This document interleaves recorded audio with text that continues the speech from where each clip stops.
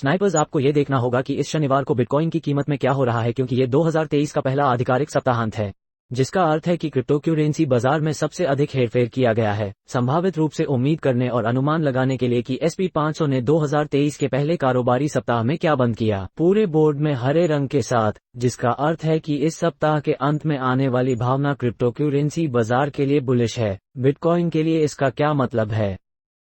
मूल्य। आइए सीधे चार्ट स्नाइपर्स में गोता लगाएं, क्योंकि हम जानते हैं कि 17,200 वास्तविक प्रमुख स्तर है। बहुत से लोग 17,000 के बारे में बात कर रहे हैं, लेकिन हम 17,200 जानते हैं। बिटकॉइन के लिए अभी प्रमुख प्रतिरोध है। अगर बिटकॉइन को इस सप्ताह के अंत में S&P 500 को कॉपी करना है तो हम संभावित रूप से कर सकते हैं।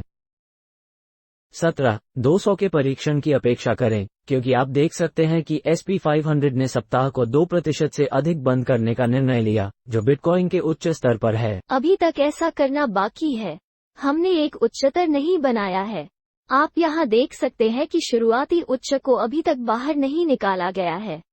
अगर हम उच्च स्तर बनाना चाहते हैं तो ये बिटकॉइन का परीक्षण 17,204 होगा, 16,800 पर पिछले साप्ताहिक ओपन के साथ। अभी हम जिस रेंज में हैं वो हमारा प्रमुख समर्थन है, और फिर 17,200 के स्तर पर एक बार फिर से वो जगह है जहां हम शुरू करने जा रहे हैं। बिटकॉइन के लिए गति और मात्रा को आते हुए देखें। ये बहुत संभव है कि इस सप्ताह के अंत में ऐसा हो सकता है, क्योंकि S&P 500 के साथ भावना बेहद तेज है। 2023 के पहले कारोबारी सप्ताह के सप्ताह को 2% से अधिक बंद करना, इसलिए 17,200 वो है जो हम देख रहे हैं, और हम 16,800 से नीचे नहीं आना चाहते हैं, है ना? लंबी स्थिति में प्रवेश करने का समय आ गया है। ठीक है, जब ये स्पॉट की बात आती है तो मेरा मानना है कि अभी बिटकॉइन में डॉलर की लागत औसत का समय है। इसका मतलब यह नहीं है कि हम नीचे आ गए हैं। कल उल्लेख किया गया है कि हम संभावित रूप से इस वर्ष के अंत में कम कीमतें देख सकते हैं, लेकिन इसका मतलब यह नहीं है कि अगले कुछ हफ्तों या अगले कुछ महीनों में हम बिटकॉइन नहीं देखने जा रहे हैं।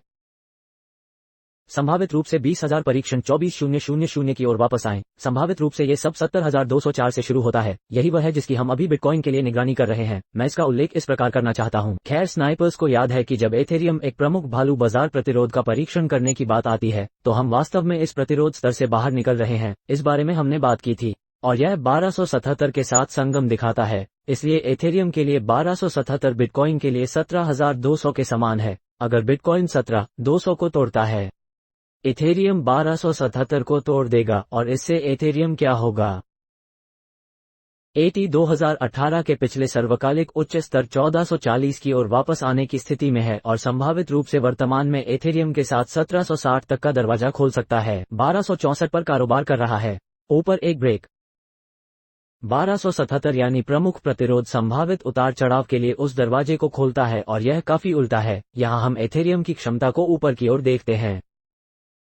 ब्रेकिंग 1277, हम वहां 35% से अधिक अपसाइड के बारे में भी बात कर रहे हैं, और इसलिए हम वर्तमान में मॉनिटर कर रहे हैं। वॉल्यूम अभी भी काफी कम है। DXY है अभी भी शांत है, और यह अभी भी संभावित रूप से बिक रहा है। ये 20 सप्ताह की चलती औसत से नीचे है। हम जानते हैं कि हम यहाँ क्या देख रहे हैं। अब हम थोड़ा सावधान रहना चाहते हैं, क्योंकि DXY है एक प्रमुख समर्थन पर, तो क्या हम संभावित रूप से यहाँ से बाउंस कर सकते हैं, जो कि अगले सप्ताह आने वाली मेज पर है। यही हम निगरानी करने जा रहे हैं। लेकिन एक बार फिर S&P 500 सप्ताह में बंद हो गया 2% से अधिक। आप इसके 20 सप्ताह के मूविंग एवरेज से ऊपर स्पष्ट रूप से देख सकते हैं, और अगर बिटकॉइन अपने 20 सप्ताह के मूविंग एवरेज से ऊपर निकल जाए, जैसे कि S&P 500 कर रहा है, तो हमारे पास एक तरह से बुलिश वीकली कैंडल बंद हो गया था, जो बिटकॉइन को 20,000 अमेरिकी डॉलर का परीक्षण करने की स्थिति में रखता है। आप देख सकते हैं कि 20 सप्ताह के मूविंग एवरेज से ऊपर उठकर यह अभी लगभग 19,000 है। बिटकॉइन को बहुत मजबूत स्थिति में रखता है। मेरी रुचि के इस क्षेत्र का परीक्षण करें, जहां हमारे पास 2018 के पिछले सर्वकालिक उच्च, 20 सप्ताह की चलती औसत और उस प्रतिरोध स्तर के साथ बहुत सारे संगम हैं।